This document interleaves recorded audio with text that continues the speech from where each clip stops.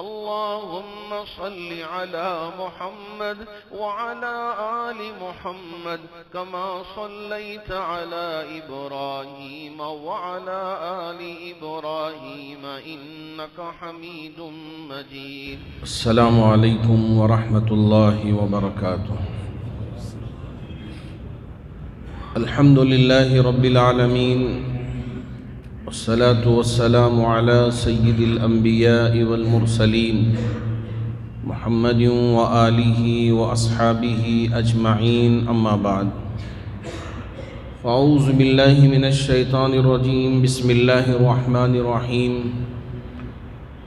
فلما جاءهم موسى بآياتنا بينات قالوا ما هذا إلا سحر مفترى وما سمعنا بهذا في آبائنا الأولين. صدق الله مولانا العظيم. بزرگان محترم، پچھلی کئی جمعات سے سورۃ القصص کی روشنی میں قرآن مجید میں اللہ رب ذوالجلال نے حضرت موسیٰ علیہ السلام کا جو ذکر فرمایا ہے اسے آپ کے سامنے بہت ہی مختصر انداز میں بیان کرتا رہا. اللہ کرے کہ اللہ رب ذوالجلال قرآن کا سمجھنا میرے لیے بھی اور آپ کے لیے بھی آسان فرمائے، اور اسے ہم اپنا مشعل راہ بنا کر اللہ کا ڈر اپنے دلوں میں ہم پیدا کرنے والے بن جائیں اور اپنی زندگی کو گناہوں سے بچا کر گزارنے والے بن جائیں. اللہ اس کی توفیق عطا فرمائے. اللہ رب ذوالجلال نے قرآن مجید کی ان آیتوں میں حضرت موسیٰ کا بڑے عجیب و غریب انداز میں تذکرہ فرمایا اور عرض کیا فلما جاءہم موسیٰ بآیاتنا بینات. حضرت موسیٰ علیہ السلام پیدا ہونے سے لے کے اب تک کبھی فرعون کے سامنے ہدایت کو پیش نہیں کیا، اللہ کے پیغام کو پیش نہیں کیا. اتنا لمبا عرصہ گزرا حق بات بیان کرنے کے لیے، اللہ کی وحدانیت کو پیش کرنے کے لیے. جی ہاں، جلد بازی سے کام لینا ایک ایمان والے کی نشانی نہیں ہے. ایمان والا سوچتا ہے، سمجھتا ہے، حکمتوں اور تدبیروں کے ساتھ کام کرنے والا ہوتا ہے. یہی اللہ بتانا چاہتے ہیں. اگر اللہ چاہتے تو جیسے ہی حضرت موسیٰ کھڑے ہونے کے قابل ہو گئے، اللہ اپنی حکمت کو اور اپنی قدرت کو اور اپنی طاقت کو بیان کر دیتے، ظاہر کر دیتے. اللہ کے لیے کوئی مشکل نہیں تھا، کوئی بڑا مسئلہ بھی نہیں تھا. لیکن اتنا بڑا عرصہ کہ یہاں مصر سے مدین کی طرف بھیج دینا، وہاں 10 سال کا عرصہ گزارنا، وہاں نکاح ہونا، پھر اپنی اہلیہ کو لے کے یہاں پہنچنا. اب اس کے بعد اللہ رب ذوالجلال حکم دینا کہ جاؤ فرعون کے دربار میں اور ہمارے اس پیغام کو پہنچانا. اب ڈرنے کی ضرورت نہیں ہے. اب ہمارے پیغام کو پہنچانے میں ہچکچاہٹ کی ضرورت نہیں ہے. اللہ نے فرمایا فلما جاءہم موسیٰ بآیاتنا بینات. حضرت موسیٰ علیہ السلام نے ہماری ان آیتوں کو، واضح دلائل کو، معجزات کو لے کر فرعون کے دربار میں پہنچے. قالوا ما ھذا، فرعون ہی نہیں بلکہ پورے اس کے ماننے والوں نے، اس کے لشکر نے قالوا ما ھذا الا سحر مفترى. یہ جو آپ ذکر کر رہے ہیں، یہ جو نشانیاں بتا رہے ہیں، سوائے جادو کے کچھ نہیں ہے. اس لیے کہ اس دور میں جادو کا بڑا نام تھا اور جادو بہت زوروں پہ چل رہا تھا. اس وجہ سے فرعون نے حضرت موسیٰ علیہ السلام کے معجزات کو جادو سے کمپیئر کر کے کہنے لگا ما ھذا الا سحر مفترى وما سمعنا بهذا في آبائنا الاولین. آپ جن باتوں کو ہمیں بتا رہے ہیں کبھی ہمارے آبا و اجداد سے اس طرح کی باتیں ہم نے نہیں سنی ہیں. آپ یہ کون سی باتیں کر رہے ہیں، یہ ہماری سمجھ میں نہیں آ رہے ہیں۔ حضرت موسیٰ علیہ السلام نے بہت ہی پیار سے، بہت ہی محبت سے اپنی بات کو پھر دوبارہ رکھا۔ وقال موسیٰ ربی اعلم بمن جاء بالہدی من عندی ومن تکون له عاقبۃ الدار انہ لا یفلح الظالمون۔ میرا رب جانتا ہے، ربی اعلم بمن جاء بالہدی، یہ کون ہدایت لے کے آیا ہے، کس کے پاس ہدایت ہے۔ رب کی وحدانیت ہے، اللہ کی پہچان ہے، اور اللہ سے رشتہ جوڑنے کا نسخہ ہے۔ میرا رب جانتا ہے، بمن جاء بالہدی من عندی ومن تکون له عاقبۃ الدار، جی ہاں، کس کے لیے آخرت میں بہترین انجام ہے۔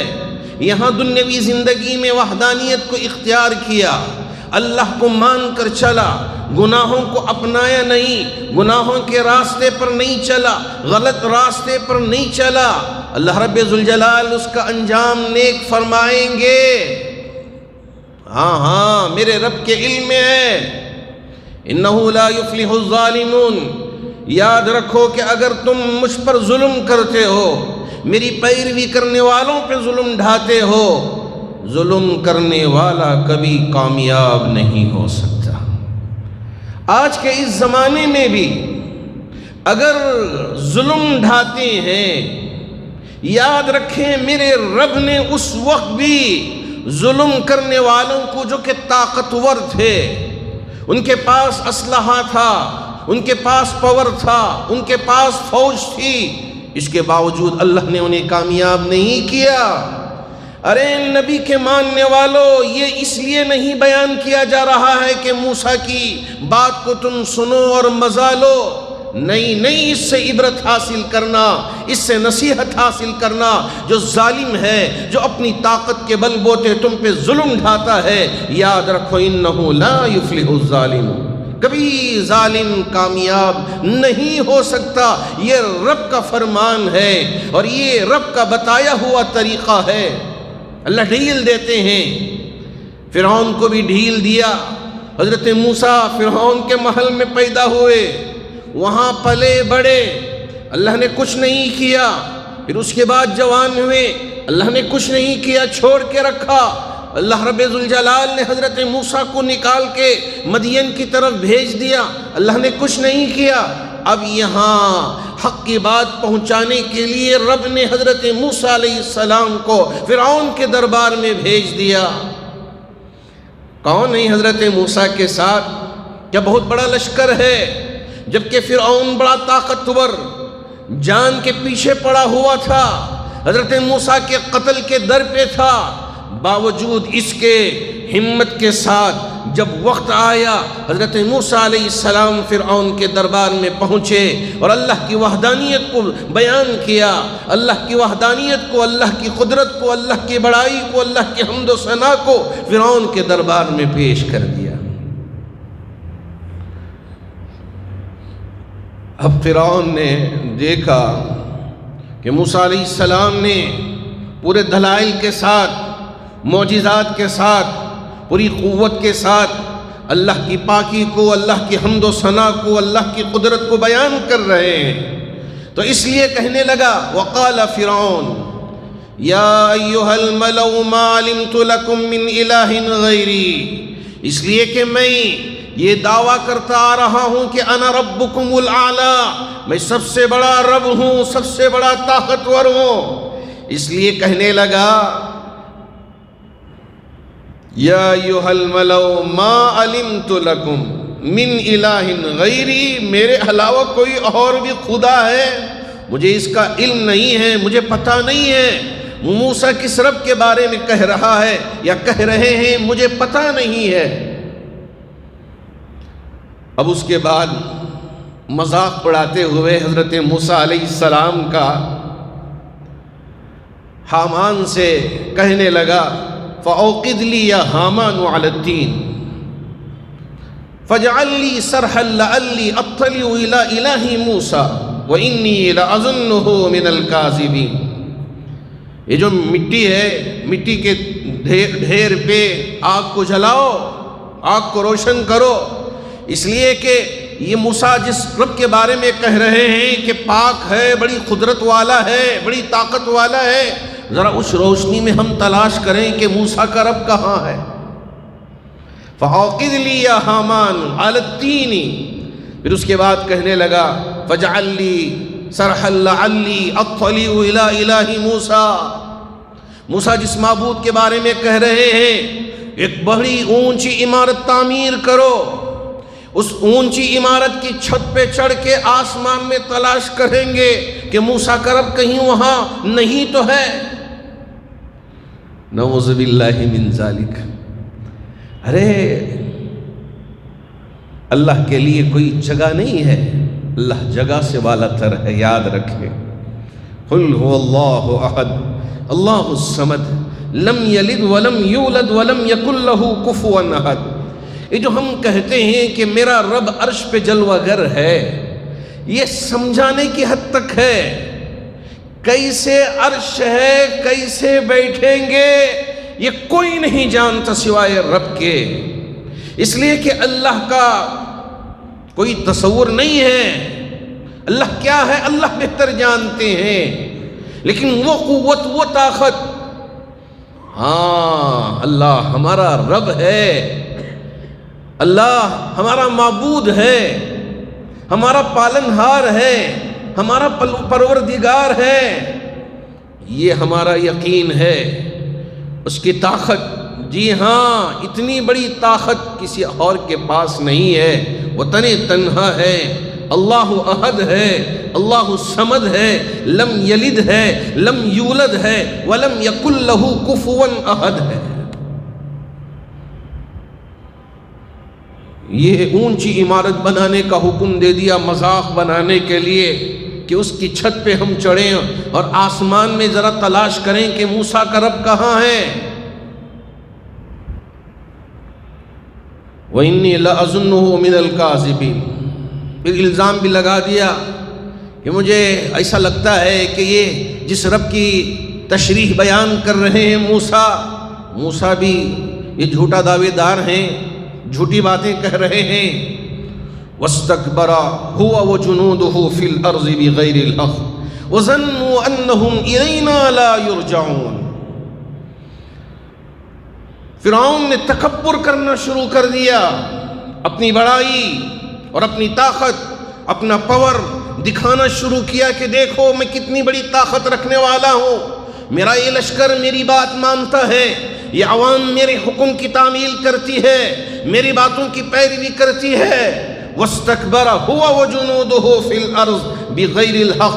بغیر کسی دلیل کے، کوئی ان کے پاس دلیل نہیں ہے، ان دلیلوں کے بغیر یہ تکبر کرنا شروع کر دیا. وَظَنُّوا أَنَّهُمْ إِلَيْنَا لَا يُرْجَعُونَ. اور انہیں یہ احساس ہو گیا کہ رب کی بارگاہ میں کبھی حاضر ہونا نہیں ہے، قیامت میں پیشی نہیں ہوگی، قیامت میں حاضری نہیں ہوگی، اپنی پوری زندگی کا حساب و کتاب دینا نہیں ہے.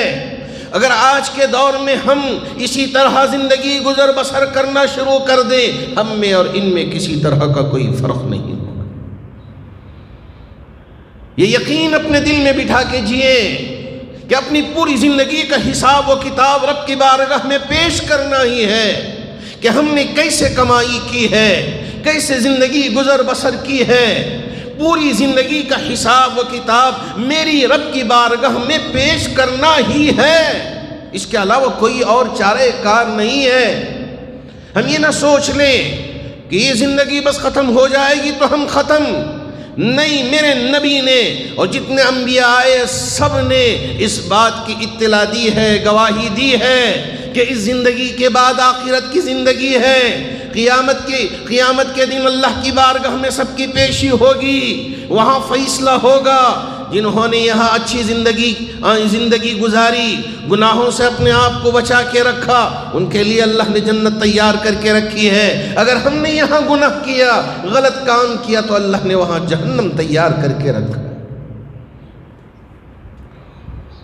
لیکن اگر ہم اسے مانتے نہیں، اس پر یقین نہیں کرتے، تو اس میں ہمارا قصور ہے۔ اللہ نے قرآن کے ذریعے ساری چیزیں ہمیں بتا دیے ہیں، سمجھا دیے ہیں کہ پچھلی امتوں پہ کیا ہوا۔ یہ فرعون اتنی بڑی طاقت رکھنے والا اور اتنا بڑا لشکر رکھنے والا اور اتنا ساز و سامان اسلحہ رکھنے والا، کیا یہ موسیٰ اور یہ ہارون یہ چند پیروی کرنے والوں کے مقابلے میں کامیاب ہو گیا؟ اللہ نے اس کا کیا کیا؟ اللہ نے اسے بھی قرآن میں ذکر کیا ہے تاکہ ہم عبرت حاصل کریں، نصیحت حاصل کریں۔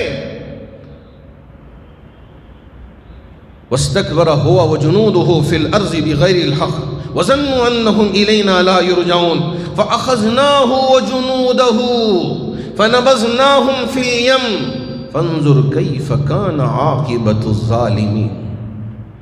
اللہ رب ذوالجلال نے فرعون کو بھی پکڑا اور اس کے لشکر کو بھی پکڑا اور فرعون کو دریائے نیل کے کیچڑ میں گھسا دیا۔ فَأَخَذْنَاهُ وَجُنُودَهُ فَنَبَذْنَاهُمْ فِي الْيَمِّ، یہ جو کیچڑ ہے اس میں اللہ رب ذوالجلال نے پھنسا دیا، گھسا دیا۔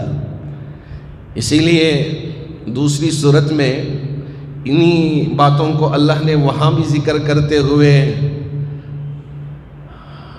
اس طرح بیان کیا کہ فرعون کیچڑ میں پھنسا ہوا ہے۔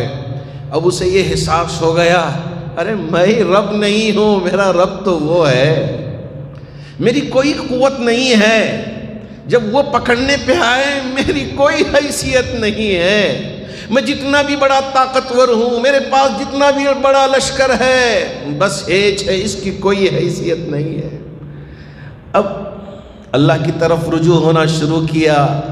حضرت موسیٰ علیہ السلام یہ احساس کرنے لگے کہیں اللہ کی رحمت جوش میں نہ آ جائے اور اللہ کی رحمت اس پر اتر نہ جائے، اس لیے سمندر سے کیچڑ اٹھایا اور فرعون کے منہ میں گھسیڑ دیا اور کہنے لگے کہ یہ کہیں اللہ کو پکارنے لگ جائے اور اللہ کی مدد آ جائے، مجھے یہ پسند نہیں، یہ زمین میں گھس جائے تاکہ عبرت ملے لوگوں کو، نصیحت ملے لوگوں کو کہ اتنی بڑی طاقت رکھنے والا اور اتنے سالوں سے اتنی حکومت کرنے والا، اس کا حشر کیا ہوا ہے، دیکھ لو آنکھوں سے، ذرا عبرت تو حاصل کرو کہ یہ سمجھ جائیں کہ ہمارے پاس پاور ہے، ہمارے پاس طاقت ہے، ہمارے پاس ایٹمی ہتھیار ہیں، فلاں فلاں فلاں، اس کی وجہ سے ہم اللہ کو جس طرح سے چاہے پیش کر سکتے ہیں اور ہم مذاق اڑا سکتے ہیں،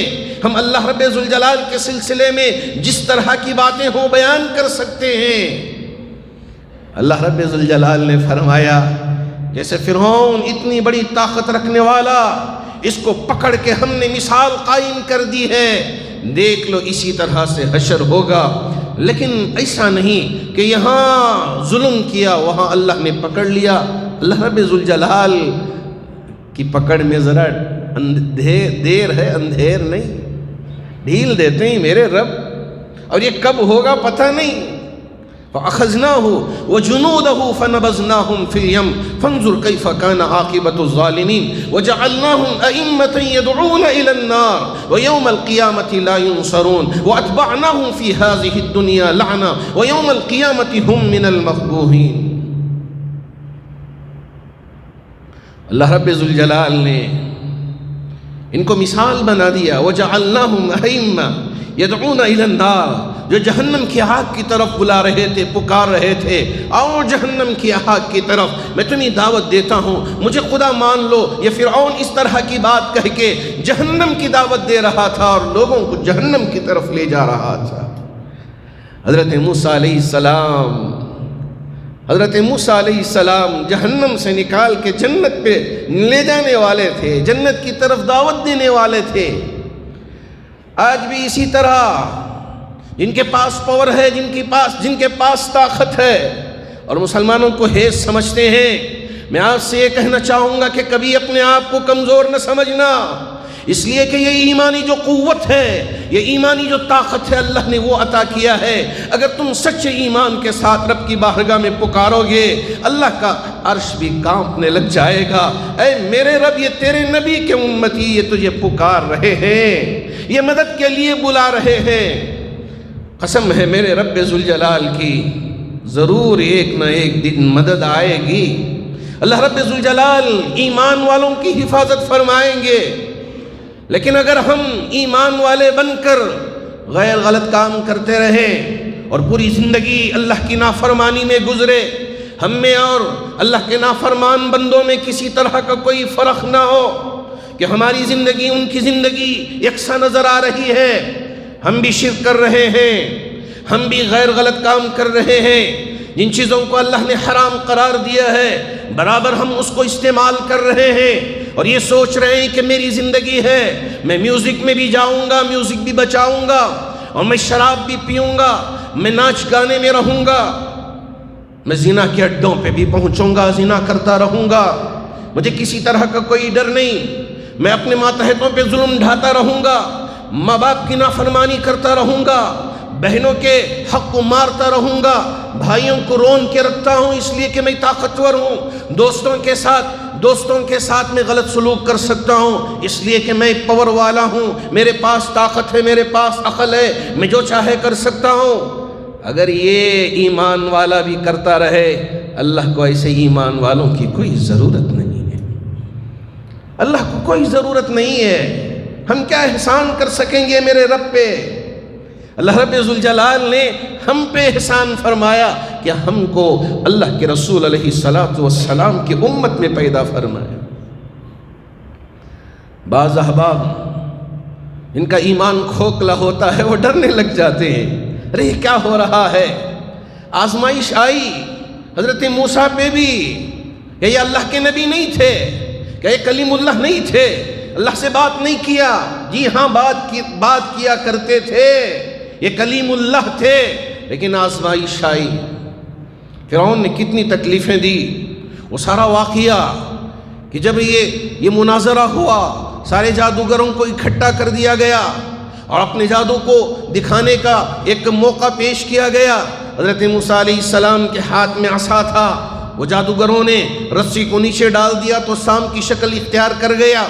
اب یہ سامنے آ رہا ہے، حضرت موسیٰ علیہ السلام نے رب کے حکم سے عصا نیچے ڈال دیا، اب یہ اژدہا بن گیا، جتنے ان کے سام تھے سب کو نگل گیا یہ اژدہا، اور پھر دوبارہ اس اژدہے کو پکڑا تو عصا پہلے ہی اللہ نے ٹریننگ دے دی تھی اور تربیت عطا کر دیا تھا۔ ہاں، اب جا کے یہ فرعون اور اس کے ماننے والوں نے یہ کہا تھا کہ یہ جادوگر، بہت سارے وہ لوگ جن کو اللہ نے توفیق دی، حضرت موسیٰ علیہ السلام کے دست پر ایمان لایا تھا، اللہ کے وحدانیت کو قبول کیا تھا، فرعون اور اس کی باتوں کو ٹھکرا دیا تھا، اللہ کے منکرین کے باتوں کو ٹھکرا دیا تھا۔ جی ہاں، جب جا کے ہی یہ بنو اسرائیل کہلاتی ہے، قوم بنی اسرائیل، وَجَعَلْنَاهُمْ أَئِمَّةً يَدْعُونَ إِلَى النَّارِ وَيَوْمَ الْقِيَامَةِ لَا يُنصَرُونَ، قیامت کے دن ان کی کسی طرح سے کوئی مدد نہیں ہوگی۔ جو جہنم کی طرف بلاتے ہیں، جہنم کی طرف دعوت دیتے ہیں، اللہ کے منکر ہیں، اللہ کا انکار کرنے والے ہیں، وحدانیت کو قبول کرنے والے نہیں ہیں۔ وَأَتْبَعْنَاهُمْ فِي هَذِهِ الدُّنْيَا لَعْنَةً، اللہ رب ذوالجلال نے ایسے لوگوں پر اس دنیا میں بھی لعنت مسلط کر دیا ہے۔ وَأَتْبَعْنَاهُمْ فِي هَذِهِ الدُّنْيَا لَعْنَةً وَيَوْمَ الْقِيَامَةِ هُمْ مِنَ الْمَخْبُوحِينَ، اور قیامت کے دن ان کو دھتکار دیا جائے گا، ان کو رد کر دیا جائے گا، ان کی کوئی حیثیت نہیں ہوگی جو اللہ کے منکر ہیں۔ اللہ کی طاقت کو سمجھنے کی ضرورت ہے، اللہ کی قدرت کو سمجھنے کی ضرورت ہے۔ ہم یہ نہ سوچیں کہ میں بہت بڑا طاقتور ہوں، بہت بڑا پاورفل انسان ہوں، یہ کچھ کام نہیں آئے گا۔ اللہ کو ماننا شروع کریں، اللہ سے ہونے کا یقین اپنے دل میں مضبوط سے مضبوط بٹھا لیں۔ اگر گناہ بھی ہو جائے، اللہ کی بارگاہ میں آئیں اور اللہ کے سامنے گڑ گڑائیں، روئیں، تضرع کریں۔ فَفِرُّوا إِلَى اللَّهِ، رجوع إِلَى اللَّهِ، یہ اللہ اسی لیے کہا ہے کہ آئیں اللہ کی طرف دوڑ کے، اللہ کی طرف رجوع ہو جائیں کہ اے میرے رب مجھ سے ہوئی غلطی، مجھ سے ہو گئی غلطیاں، اے اللہ مجھ سے گناہ سرزد ہو گئے، اے میرے رب تو اگر نہ بخشے اور اگر تو دھتکار دے میں جاؤں تو کہاں جاؤں، تیری ناراضگی کے ساتھ جی نہیں سکتا۔ اگر تو ناراض ہو جائے تو پھر تیرے نبی کے امتی ہونے کا کیا فائدہ ہوگا؟ اللہ کی بارگاہ میں مانگ لیں، وہ رب ہے جو ہمیں بخشش عطا کرنے والا ہے۔ اپنی زندگیوں کو سنوارنے کی کوشش کریں۔ یہ جو آج کا ماحول، خاص طور پر ہمارے نوجوان جو جن راہوں کی طرف آگے بڑھ رہے ہیں، ہماری جوان بیٹیاں جن کے حالات اس سے پہلے بھی میں آپ کے سامنے ذکر کیا ہوں، ان کو لیونگ ریلیشن شپ رکھنے میں کوئی قباحت نہیں ہے، نہ اللہ کا ڈر ہے، نہ اللہ کا خوف ہے، نہ باپ کی بدنامی ہوگی اس کا کوئی خیال نہیں ہے۔ ادھر لڑکے بھی اسی نہج پہ چل پڑے ہیں کہ لیونگ ریلیشن شپ یہ کیا ہے، یہ غلط راستہ ہے۔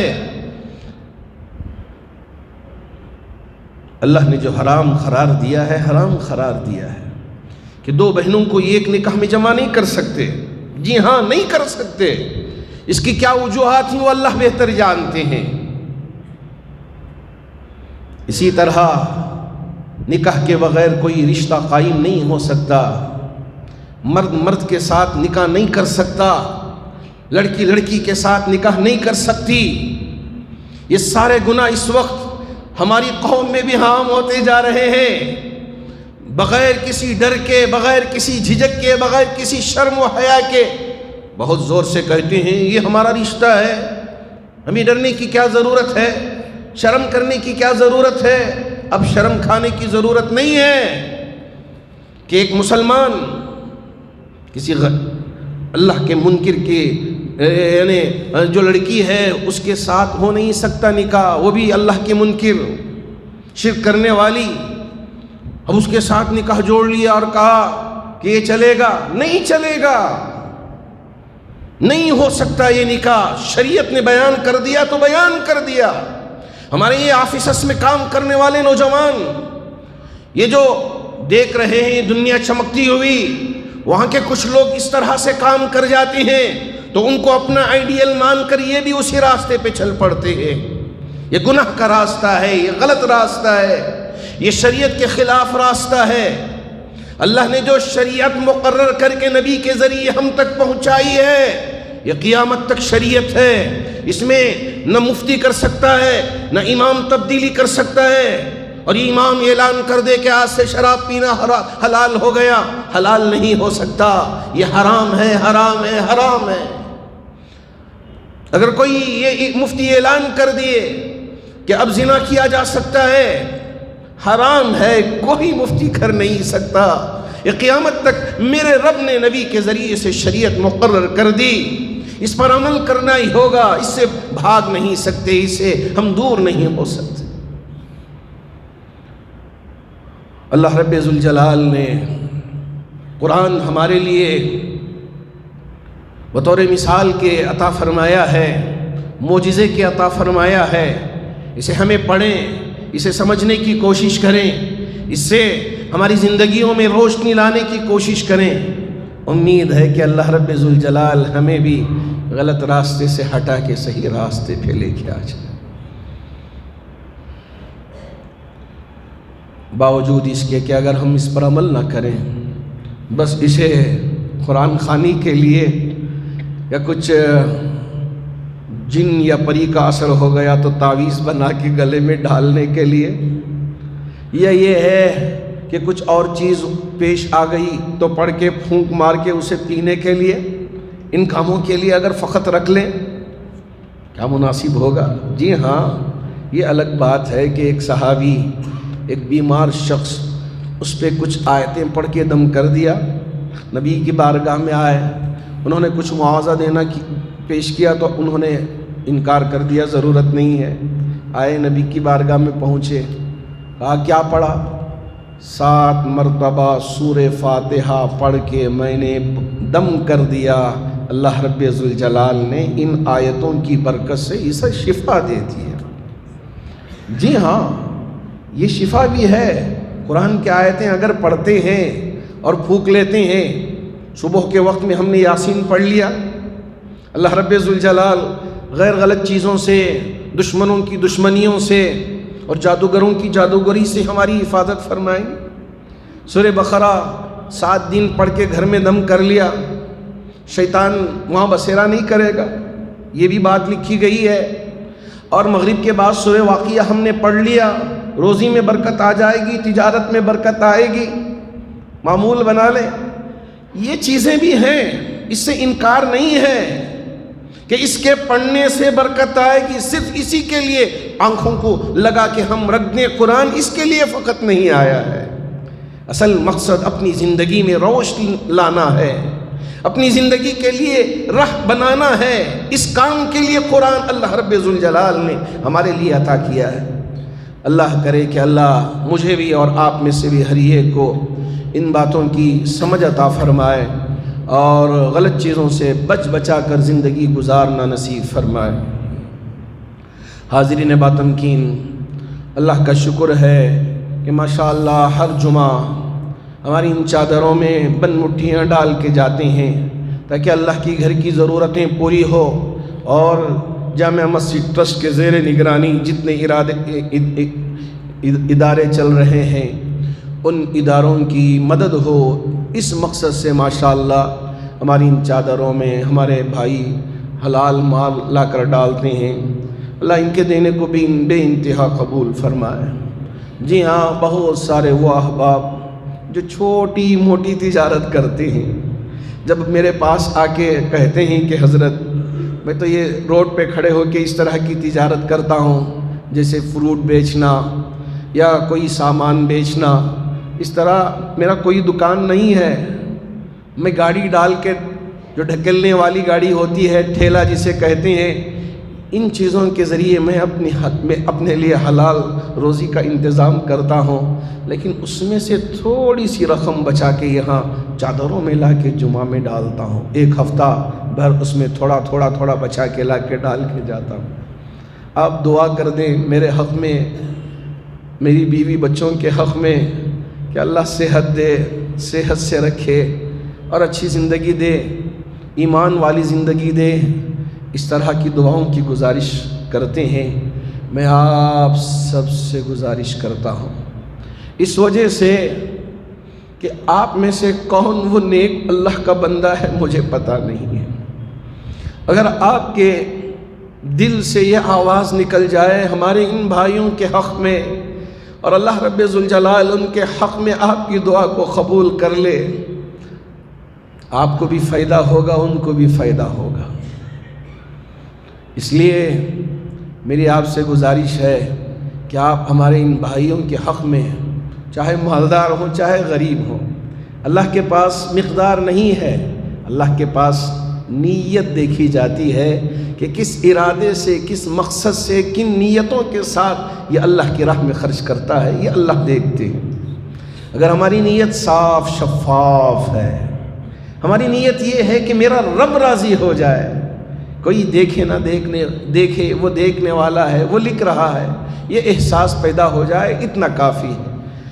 اللہ جو احباب بھی نیک ارادوں کے ساتھ، نیتوں کے ساتھ ہمارے ان کاموں میں تعاون کرتے ہیں، اللہ ان کو بے انتہا قبول فرمائے، اللہ ان کو سب و شاداب رکھے، اللہ ان کو خوش و خرم رکھے، ہر قسم کی بیماریوں سے، پریشانیوں سے اللہ ان کی حفاظت فرمائے۔ اور جو مرحومین دنیا سے رخصت ہو چکے ہیں، تمام مرحومین کی بھرپور مغفرت فرمائے۔ آمین۔ وآخر دعوانا الحمدللہ رب العالمین۔